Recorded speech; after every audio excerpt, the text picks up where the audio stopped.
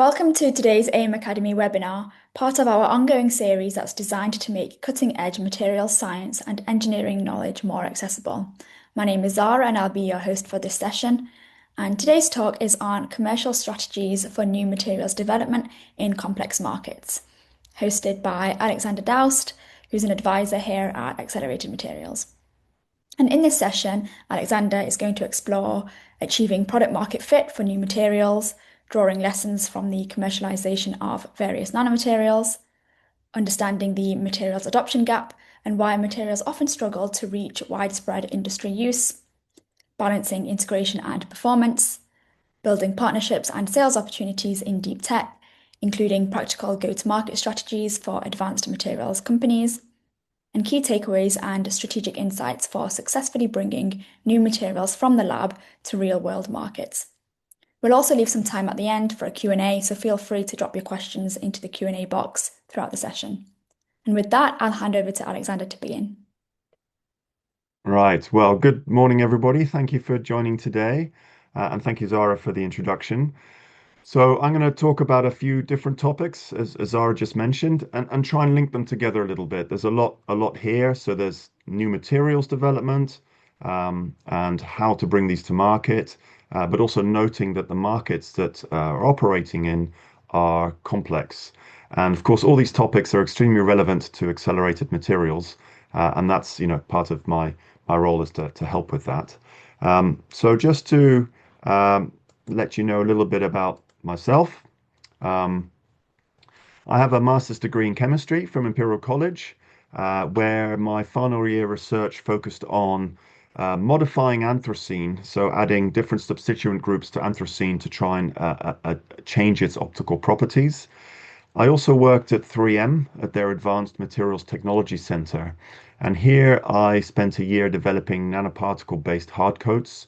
The application was to have a really thin, really hard, lightweight coating on, for example, polycarbonate airplane windows. Um, and so that work resulted in a patent that you see on the screen. I then followed with a PhD where I looked at the optical responses of very complex assemblies. Now, these complex assemblies could be nanoparticle arrays, but in my case, my focus was more on photosynthetic proteins. And so I took that and then really went into industry. Started off developing polymeric thin film electronics, so transistors, OLEDs, and the example that you see on the screen is something that I developed, which is a semi-transparent photovoltaic window. And actually, that picture was taken. The bridge you see in the background is a bridge in a village called Godmanchester, which is just up the road from us here in Cambridge. And so that role really took me closer to the kind of manufacturing side of things, took me closer to the end customers. And that's what my current and my previous role really were around, was business development, but taking new technologies into very complex, fast-moving markets. So that business development experience, bringing technologies to market, is really what I'm helping Accelerated Materials out with. So if we think about the topics that I want to cover today, as Zara mentioned at the beginning, we'll talk about some new materials. So I'm going to give some examples of new materials, including nanomaterials that have been introduced to the market, some successfully and some have had their challenges. But in each of the cases, we're going to try and unpick, an element of learning that we can take from the journey that particular material took. And then talk about something that's really important, especially for a company like Accelerated Materials, which is the new materials adoption gap. What is it? What to be aware of? And what can the consequences be? And then I want to talk about the balance between integration and performance for new materials. And then really the last topic is around, how do you build partnerships and sales opportunities in deep tech? So what are the kind of factors that you need to consider when you develop a go-to-market strategy? And at the end, time permitting, there'll be some time to summarize everything and also for some questions. So topic one, which is some new materials market fit. And we're going to start with carbon nanotubes. And if we go back 25 odd years in the early 2000s, the expectations for this particular material were enormous. And there were companies like Nanosil and Arkema that were really heavily invested or heavily investing in production. And the promise of this material was that it was stronger than steel, it was extremely conductive and lightweight. So some really important material properties. However, the material actually struggled to gain real market traction because of a number of reasons. One was that problems dispersing in solutions. The second, manufacturing integration. So the polymer processing lines that already existed um, didn't really work very well for carbon nanotubes. And then you get to a point where the cost of developing new manufacturing lines uh, then really doesn't justify the kind of incremental improvement seen over carbon black. So it's that balance between, yeah, it's got these new material properties, but oh, it's very difficult to manufacture, becomes a problem. And then thirdly, or fourthly, there's the qualification hurdles. So the target industry here was kind of the aerospace industry where validation, especially of new materials, can take years and years. So where we've ended up with carbon nanotubes is more niche applications such as ESD protection, conductive plastics, batteries, for example. So for me, the take-home message here is that, a breakthrough performance doesn't really matter if it's disrupted really by the manufacturing and if you're not able to bring that product to market very easily. So that's the first example. The next one is this material type called phase change materials, and these are used to regulate temperature by absorbing heat. And for example, they're used or promoted in smart buildings for energy efficiency. So it's really kind of the construction material is the target application here. Now, here, the challenge that this particular material faced when it was introduced to the market was that builders tend to resist new materials. They have very long testing cycles, and that also means that the cost benefit is less clear. And so the take-home message for me with this particular material is that if you're targeting a conservative industry, then the adoption gap, and we'll talk a little bit about the materials adoption gap in a bit, can be amplified. And so that's two examples. One is you've got to try and make sure that your new material fits into existing manufacturing processes to help it become a success. But you also need to think about the industry that you're targeting. If you're targeting an industry that's conservative or where qualification cycles are long, that can be a challenge. So the next example is gallium nitride. Now again, gallium nitride outperforms silicon in power conversion, and companies like Navitas Semiconductor, Infineon Technologies, and also GaN Devices here in Cambridge have pushed this material to commercialization. There are some really clear advantages of using gallium nitride. For example, in power amplifiers, they exhibit higher efficiency. They have smaller power supplies, so you can compress your product, and they are able to achieve faster switching, which is really important in some applications. The barriers here were, getting this product to pass reliability testing, some of the qualification cycles, and some of the manufacturing costs are higher. But in the case of gallium nitride, actually, these companies are making a success of it because it is being applied in fast chargers, in data centers, and in electric power systems. So the message here for me is, with sufficient backing and development, a material that is clearly superior can still take decades to develop, but can make it to the market. So this is all about making sure that the backing is there really to make sure that this material is pushed right through the process to commercialization. So perovskite solar cell. So this is something that actually was relevant to me. I was working on polymeric solar cells, photovoltaics, and whilst I was working on that, these perovskites kind of appeared, and they promised higher efficiency. They promised cheaper manufacturing. They were able to allow flexible panels to be developed. And a company like Oxford PV was really pushing this for commercialization. But as they were scaling this material up and as they were trying to push this into products, some issues arose around the long-term stability of this material. So obviously, solar cells, by their very nature, are exposed to light, as much as possible. But light can actually be a photo, you know, can result in photo degradation. So it can actually then reduce the material's properties. And so this is what happened here with these perovskites. And long-term stability was an issue. Moisture sensitivity was also an issue.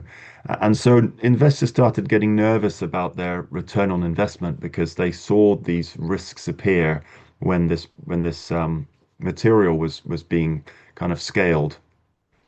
And also, of course, there was some hesitancy in the market because solar developers want, 25-year reliability. If you're going to put a solar panel on the roof of your house, you want to make sure that you get your return on investment. So it's got to last. So the summary for me here is that, you've got to be cautious about, a material where you see some great promise because of its peak performance. Um, it's got to be able to scale that gap to, what the industry is looking for commercially. So right now, the technology is moving more into a situation where it's used in tandem with silicon cells. So essentially, it just extends the optical range of photon absorption beyond silicon. So it is being applied, but not at the scale that, it was promised to us. Um, Another really, really important example that also I want to just talk you through is this chemical mechanical planarization, CMP. And this has become absolutely essential for chip fabrication, for all semiconductor processes. And the problem statement that existed was that a new solution was needed for semiconductor processes that led to these layers being extremely flat. So there was a way where the planarization needed to occur to allow very, very flat and very precise processing of semiconductor layers. And without this, lithography fails and defect rates rise. And so actually the solution here, the material itself is an abrasive nanoparticle slurry. And it succeeded because it could be directly scaled. It could be integrated into the existing semiconductor fab processes. And really importantly, the customers had an urgent need for this material. So it really solved the problem. But in addition to that, it was easily adopted into existing processes. So the summary here for me is that now this material was developed, it had this superior property, it had this enabling property, but that wasn't the only thing. Actually, it was also possible to introduce this with existing processes. So that's really critical for the success of this particular material type. I've got a couple more examples. One is Gorilla Glass. You may or may not have heard of this. This is a material that was developed by Corning Glass in the States, and it's now used in billions of devices. Now, Gorilla Glass works because it solved a number of problems, and specifically the problems here are for mobile phone makers. It enabled thinner displays. It gave a property of scratch resistance to the phone, and it was able to scale in manufacturing. So critically here, it fit into existing supply chains and into high volume production, which meant that it could be adopted into a high volume product like smartphone. So the result was that after this was introduced into the first iPhone, actually the adoption then was massive and basically global. So for me, the take-home message from this particular example is that if you have developed a material that either is compatible with existing manufacturing ecosystems or where the manufacturing can be scaled readily, that really enables adoption to accelerate dramatically. And then we've got Kevlar. Now, this is an example of a kind of a slow burn material development. So we'll see what we can learn from this one. Um, DuPont developed Kevlar in the 1960s. It's an aromatic polyamide polymer, but it's got this exceptional tensile strength to weight ratio, and high thermal stability. Now, when when DuPont first developed this material, they weren't really clear about where this could be commercially viable because actually it was much more expensive compared to, say, nylon or polyester. But then they found a breakthrough market in body armor and ballistic protection. So, as you see in the picture. So, actually, now it was able to succeed in the market despite the fact that it was much more expensive. But it solved a critical problem, and it solved a critical problem in a market where customers were willing to pay, and there were clear regulatory drivers that needed to make sure that the material in these vests, for example, actually do as they're meant to. So for me, the learning here is that some advanced materials need a beachhead application. That they need to find where that niche for that material is, maybe where customers are prepared to pay a little bit extra for that material, but also to look at things like regulation. What does the regulation tell us about what the particular properties needs to be of a product? And so what material is able to deliver on that regulation? We hear about regulations all the time in the news. So when regulations change and maybe become more strict, then there are opportunities for new materials to really gain some commercial traction. So I've got, I think, two more examples for you. Aerogels, as you can see in the picture, they have these extraordinary properties. They have very low thermal conductivity, are extremely lightweight, and have high temperature resistance. But initially, there were some barriers to adoption. So it's very fragile, this material. It generated a lot of dust. Because it was so fragile, it was also very difficult to handle and expensive to handle. But once the target industry was identified, in this case, the oil and gas insulation and energy infrastructure, then the kind of investment came in to try and solve those problems around the barriers. And that so the lesson here is that a material may be revolutionary, but it only becomes viable when the manufacturing and handling improve and when the industry identifies that the material is worth investing in and investing in the right handling and manufacturing processes. So the final example is one that's close to my heart, and in fact, the picture that you see here, albeit it's slightly lower resolution, is these are OLED lighting panels. These ones in the picture were developed by Sumitomo Chemical, and this was displayed at a big lighting exhibition. And actually, I was part of that booth when this was being presented and showing and demonstrating this technology to the visitors. But generally, OLED materials have really been quite revolutionary over the last 10 years. You see them in really all high-end smartphones now, and also many TVs are made of these OLED materials. And they can come in lots of different forms. Like I said, I worked on them as polymers, which is what these pictures are. These are polymeric OLEDs, but they also can be made as small molecules or nanoparticles in the shape of quantum dots, for example. And these OLEDs really fit the market because they had properties that were much better than the micro LED displays or LCDs that were in vogue before. And what was critical here is that the industry in general recognized the benefit of this type of display material.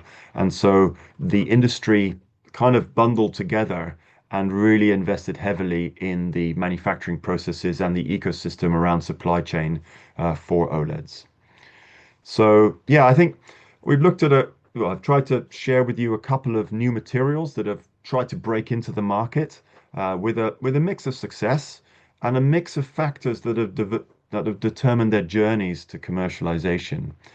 So for me, the key thing is to show that there are different ways that new materials, or in the case of accelerated materials, that the way that new materials can be developed in R&D and scaled quickly, is to learn from some of these examples and to understand that for different materials there is a different route to market, but understanding that route to market is really critical. So, as I said, that route to market is really critical. Trying to get rapid adoption, trying to scale from R&D to commercialization is really important. And that's really what I want to talk about next, which is to bring up the materials adoption gap. So we'll start with this slide here. If we map the path from materials discovery to commercialization, then it looks something like this. The materials discovery on the left-hand side, all the way through to commercial launch and market penetration on the right. But I've divided this slide into a top half and a bottom half, where the top half are more about the materials discovery, validating key properties, and the use cases for these properties, things like pilot programs. They're at the top. The more commercially minded milestones are at the bottom. So these relate to, practical things like, scaling up production, process development, but then also, bringing the product into market, going through all the different validation steps. And so they're at the bottom. So more of the materials discovery and development at the top, more of the commercially minded milestones at the bottom. Now, it is well known that the bottom steps here can lag behind the top steps, and that difference is what creates the materials adoption gap. So, the gap between the lab and market adoption can be a barrier to innovation. It can lead to lost potential, and to delayed progress. So it's really important for all startups to be acutely aware of this. And of course, for a lot of big companies, this is also a risk to them. They think about this when they develop new materials. When will it come to market? How easy or not is the scale-up process going to be? What are the risks, in financial risks, for example, for taking this material further? And the challenge can be great to scale from R&D to mass production. So Nick, the CEO of Accelerated Materials, and myself, we had a call with 3M a couple of months ago. And we were told that for some of their nanoparticle synthesis, scaling something from lab volumes to full mass production can take up to 20 years to get to scale that manufacturing process. And of course, you can imagine if that takes 20 years, that's a lot of time in the loss of potential revenues. So companies, this is really important to companies. This time gap between developing the material and it actually going to market. And of course, this adoption gap, the costs that are associated with it, relate to investment. If something's being delayed, then there's an opportunity cost. Also, if you're having to take a lot of time to take your material from R&D to commercialization, there's a chance for other companies to catch up on the kind of material development that you're working on. So this is a real issue. I'm going to just talk about it a little bit more. Now I've split the number of stages in a kind of a new materials journey from, I had 4 steps a few slides ago. I've just broken it down into 6 steps here. So 6 stages. Stage 1 from scientific discovery through to lab demonstration, prototyping it, qualifying it, scaling manufacturing, and then getting to market adoption. And just wait for this to come up. So this is a kind of a graphical representation of the technology, of the new materials gap. So in blue, you can see the technology maturity rising quickly. So that's going through the first few stages here, where you develop something new in the lab and you can show some fundamental properties and you can start promoting that to your customers. And actually that's what startups do. And so that it feels like you're making a lot of progress really quite quickly. But the line in orange is where commercialization adoption happens, and you can see that that lags behind and it's slower. And that gap grows in time, and that gap grows with the stages. And that's something that custom companies really need to be aware of, that that gap doesn't grow to be too big. And the bullet points that I've written down there is, scientists and engineers, they optimize for performance. But then when you get to the other side, to the customer side, the industry really looks at these new materials and optimizes for risk. So that's risk in adoption, risk of the material in a product, but also commercial risk. And so those contribute to creating this gap.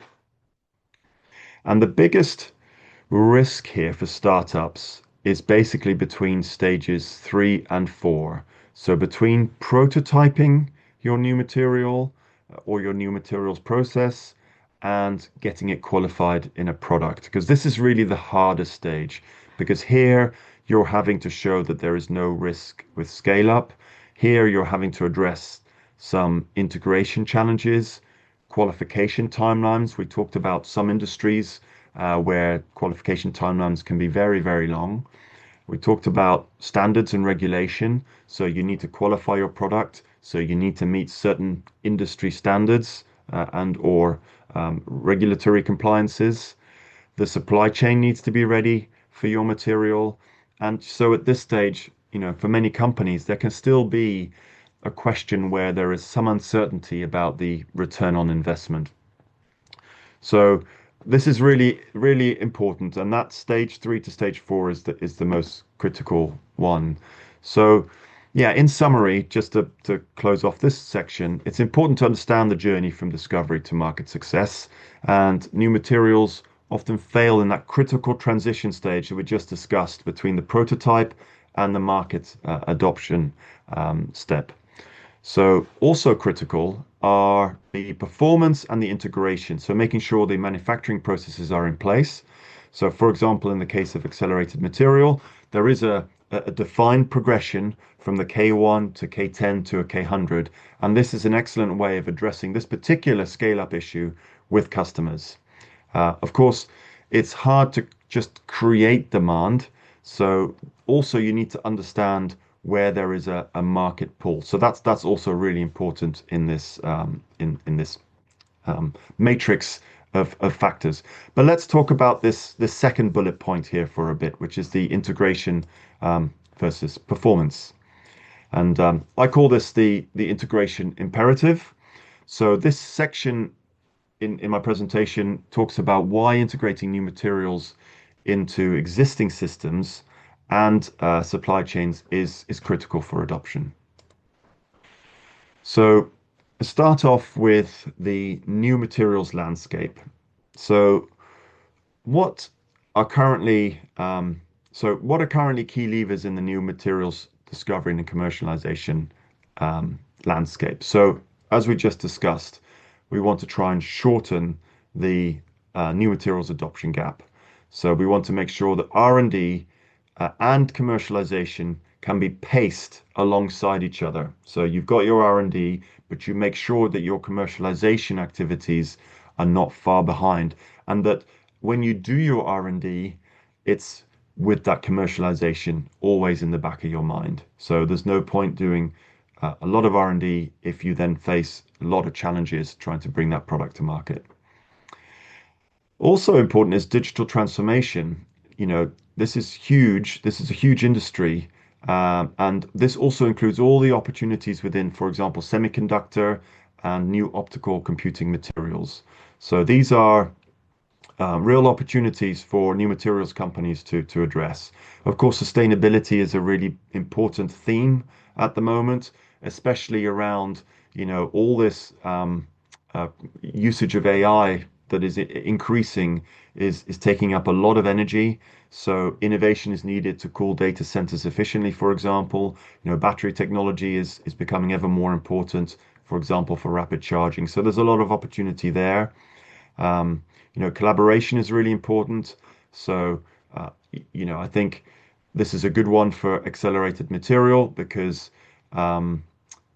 the way that the platform is set up, it makes it in a way easier for non-chemists to be part of the materials discovery journey.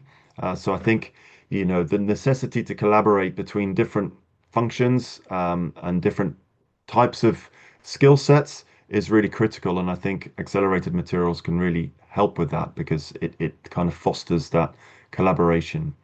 But also, it's really important that companies are agile and that they're able to adapt and develop platforms that can facilitate, these approaches that we've discussed.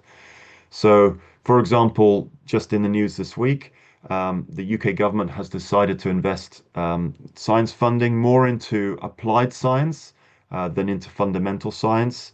And this is also where accelerated materials technology will help accelerate bringing new materials into their applications. So I think that, the trend that the UK government has indicated is in line with the kind of applications that accelerated materials is targeting.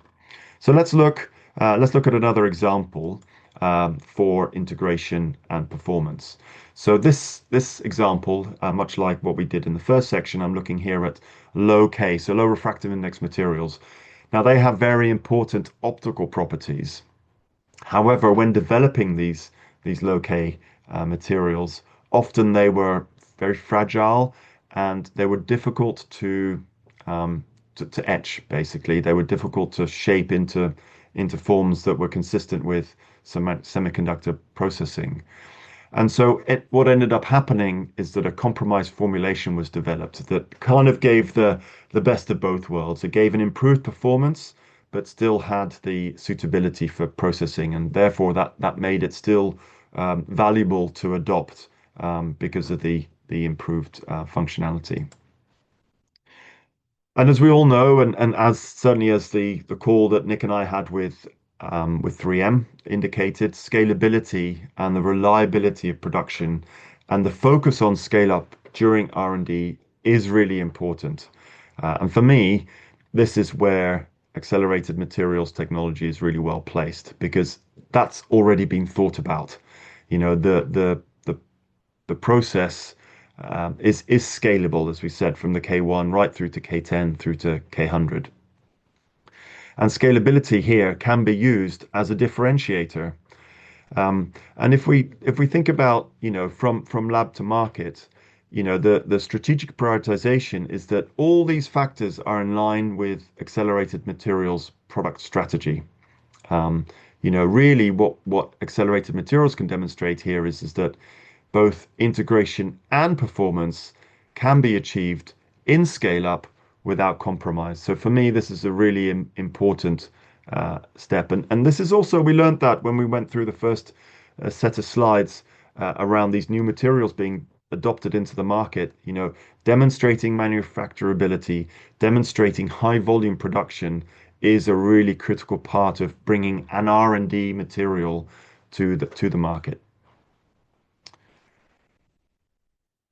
So another example I just want to quickly talk about, again, because it's personal to me, because I worked at 3M, is the material science innovation story or kind of philosophy that 3M have.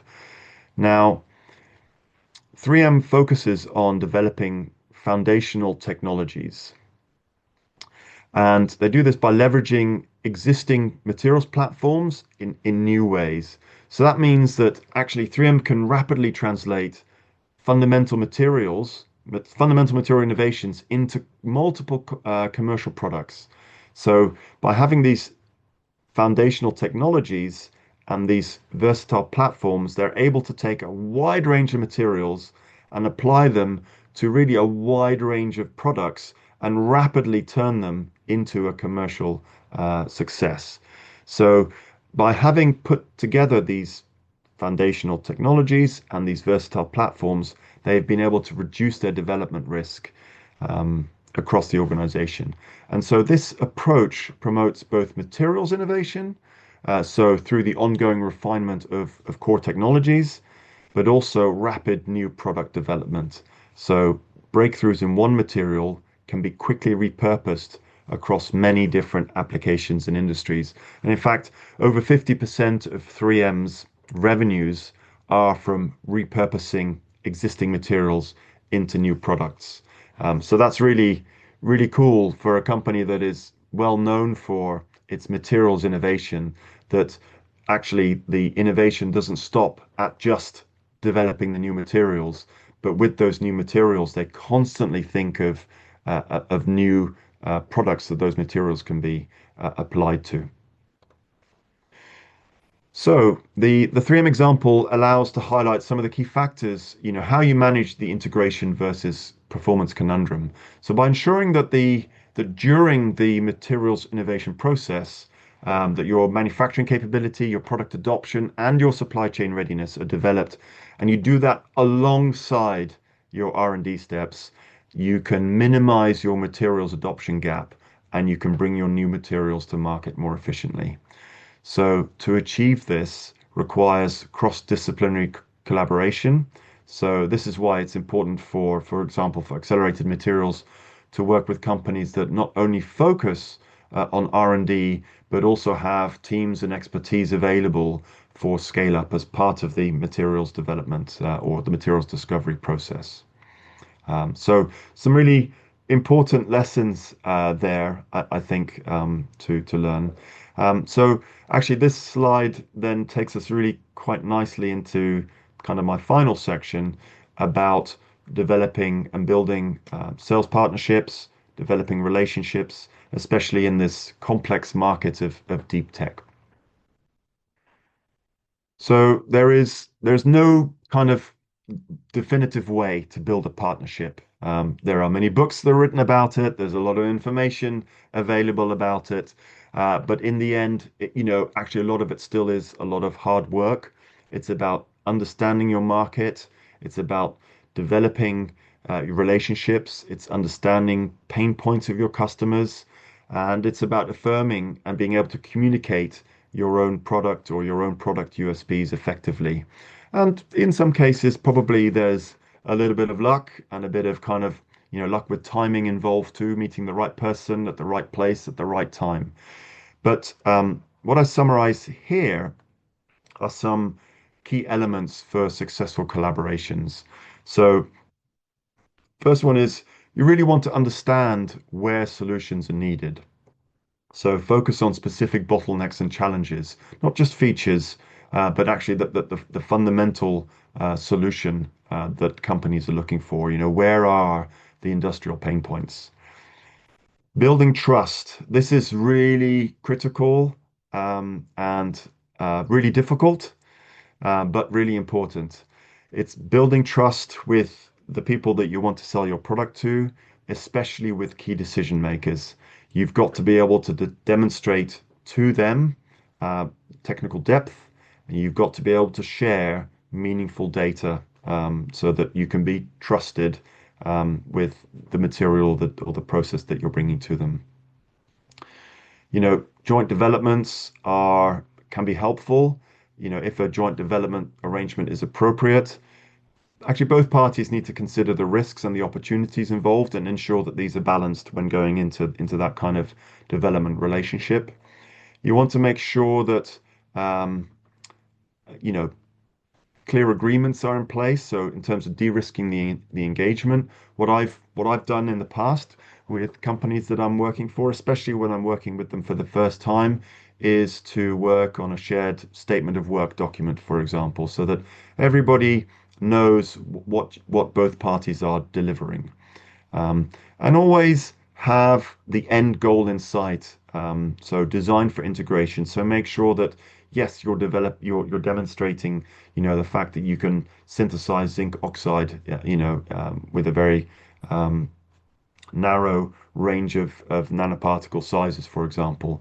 But you have to always think about the end goal, the product qualifications, the product development cycle for your customer. So when are their products going to market? So when do I need to achieve certain milestones? All this is really, really critical. So some sales tactics. So Accelerated Materials have a team responsible for selling technology to customers. And some of the kind of tactics that should always be in the back of their minds is, you know, lead with lead with outcomes. So focus on the tangible results. For example, reduce development time, the cost savings for the customer. Lead with that rather than the technical details, but of course be always be able to come across as technically very capable to your customers.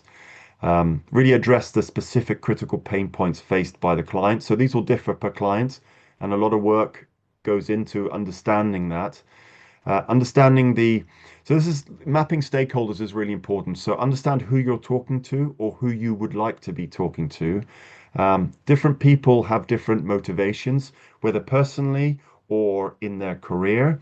Who stands to gain from working with, for example, accelerated materials, or who stands to gain from adopting a new material? Who is the decision maker? Really important to be able to map this out.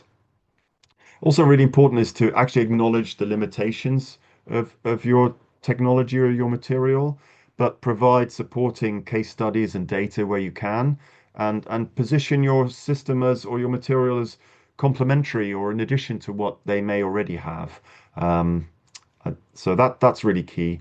And of course, yeah, pilot programs are great to be able to demonstrate to your customers. So that's really important. But try and include in that some predefined commercial next steps when you talking to customers with that.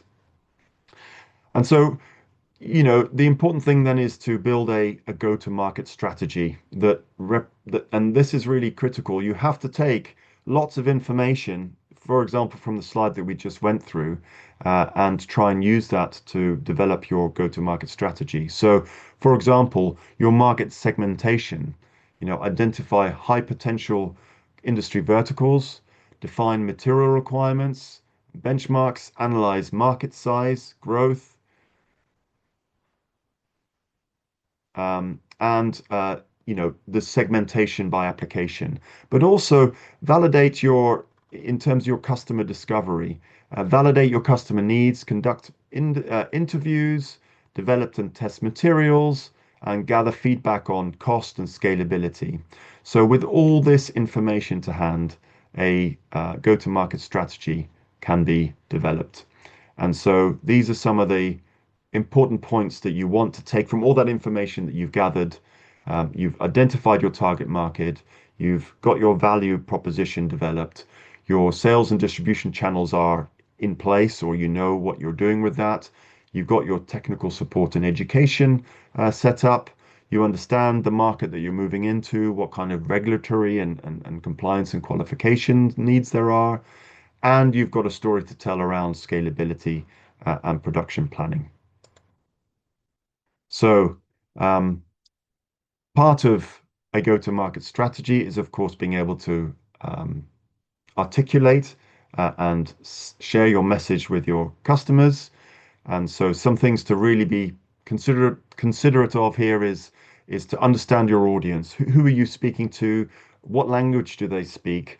You need to craft a unified message, a core message about your technology, about your offering. And you need to tailor that to your various communication channels. We just talked about, your stakeholder mapping. So who are you speaking to? Are you speaking to somebody from procurement? Are you speaking to a senior engineer? Are you speaking to a CTO or a CEO? You need to tailor your communication to those individuals. And leverage the credible evidence, show the use cases, show the reports that you've developed, show some of the results from pilot production, for example, and try and bridge that technical business gap. So the materials development versus the commercialization. So this is about trying to reduce the materials adoption gap. And so those are some of the key messages that you want to get across to your customers when you're bringing your new material to market. So I'm just going to wrap up with summarizing some of the key messages. Um, So for me, really the main thing is looking at these pillars as the kind of pillars as a strategy for success. So, target the right market and target the right materials opportunity. Make full use of strategic partnerships. So you need to collaborate in supply chain development, for example, product development, you know, be really clear about your ability to integrate your new material process. Be very clear about your manufacturability and scalability. Um, de-risk your material through process development. This is going to be really important, especially to demonstrate to customers about your material and have a really clear USP about the value of the material that you've developed or the process that you've developed. Um, Understand what your customer is looking for. So yeah, the market positioning for new materials are again, identify your niche. You need to be clear about your value proposition. You need to really understand the competitive landscape that you're working in and identify the early adopters in the industry or in an organization. Make sure your messages are tailored to those individuals and to those specific companies. Form partnerships, and of course, really important, protect your intellectual property. So, with that, I'd like to thank you very much for your time and interest in this webinar. Um, we went through a couple of examples today for materials that have been introduced to the market and some key learnings. We talked about the materials adoption gap. We talked about balancing integration and performance when introducing new materials to the market and how to plan for market entry. Some of the things that you need to be thinking about. So thank you for your time. Please feel free to get in touch with me or with anyone from the Accelerated Materials team. My email address is listed as is the info at email address for any questions that you may have following this webinar. Thank you for your time. And Zara, is it back to you? Yep, thank you so much, Alexander, for that insightful session. We have a few questions, so I'll just work my way through those. How do you handle long sales cycles and try to shorten the gap? Yeah, this is a really good question. As I said, and I think hopefully, I don't know if this question was triggered by the materials adoption gap, but maybe hopefully some of the um, material I presented there also answers some of that question. It really to narrow that gap is to be prepared for the adoption cycle by your customers. So to try and make sure that your development cycle is as closely linked to the kind of the scale up or the qualification or the materials adoption cycle that your customer is going to have in place. So it's really thinking ahead as you're and before you even approach your customers, what might that cycle look like? On what timescale does my customer think that this material, this process needs to be adopted? What do I need to have in place in order to help facilitate and accelerate that integration process? As I discussed, in some industries, timescales are and can be long because of, the industry might be conservative or because qualification cycles are long. But I think being prepared and being ready and educating yourself around what those next steps might be can help shorten that timescale. I hope that answers the question. And how do you build trust with conservative industries like construction or semiconductors? Yeah, that's also a very good question. It's a difficult one to answer. I don't personally have any experience in the building industry, but certainly in semiconductors, really in semiconductors, it's all data driven. So if you can demonstrate that your technology, like for like, has superior performance, but you also are able to demonstrate that you're from a semiconductor manufacturing perspective, that it's no different. Your process works on the same lines, and you've demonstrated it with some of the world's biggest semiconductor fab lines, for example, and you've gone through all the necessary qualification processes. So you've done all the reliability testing, and you put that data out there. Then that puts you in the best possible position to be successful. It's not easy, but in the end, it's about finding the right people who can actually see the benefit and that the benefit outweighs the risks of your product. And you have to work with these customers, if they see a lot of risk, so you have to make sure that you're ready to provide the data, to go through that journey with them, to do the necessary testing in order to build up that trust. And I think the willingness and being open around working together and understanding their pain points is really critical in helping to develop that trust. And what industries today are the most ready for disruptive materials innovation? Ah, that's a good question, and that I mean um, I'd probably be quite rich if I knew the answer to that question. But I think in one of the slides I went through some of the areas of development that are obviously really important right now. AI is everywhere. I was at Mobile World Congress a few weeks ago in Spain, and basically everything in the show was around AI in different ways. But actually in that conference, obviously there's so much talk about AI, and we know that that requires a lot of power. So I think that particular industry is going to need a lot of solutions. As we know, the semiconductor industry, there's so much happening in that space too, that I think those are two industries really to kind of watch out for. And I think there's a lot of opportunity for new materials to be developed in that space. And there's a lot of need for new materials to be developed in that space, frankly. Great. I think that's all of the questions we have for today.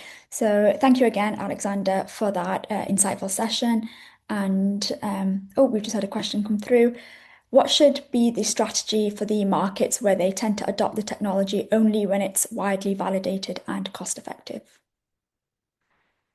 Yeah, that's really difficult because often when something has been validated or widely in use, and cost point, they kind of go hand in hand because, of course, higher volumes allow you to, have the advantage of economies of scale, and you're able to lower the cost.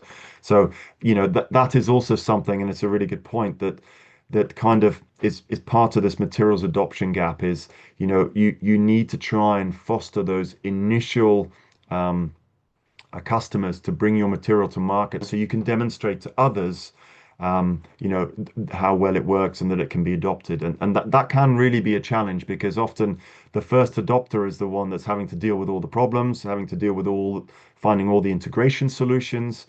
Yeah, that's really tricky. And so this is all about finding a person or a company that kind of sees beyond that and is able to take that risk or is able to take that leap, with you and for you. And as a startup or as a materials development company, you might need to be thinking, right, in the short term, I might need to sell this particular product or solution at a loss. I just need to get it into market. I just need to be able to show that it works.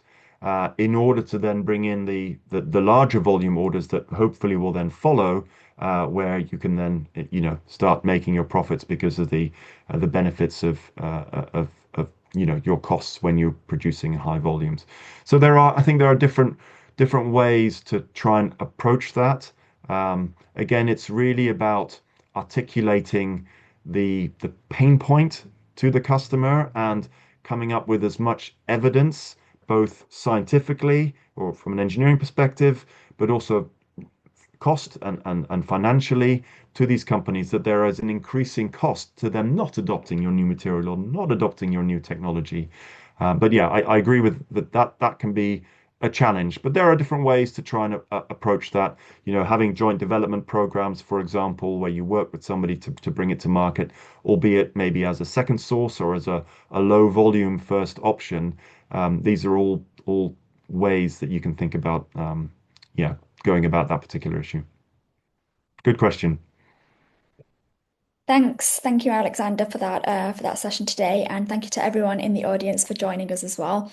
Just a quick reminder that this webinar is part of our ongoing AIM Academy series, where we share knowledge and tools to help accelerate materials innovation. You can explore more webinars, articles, and technical resources at acceleratedmaterials.co/AIM Academy. Thanks again for spending your time with us. Have a great day, and we hope to see you at the next AIM Academy session.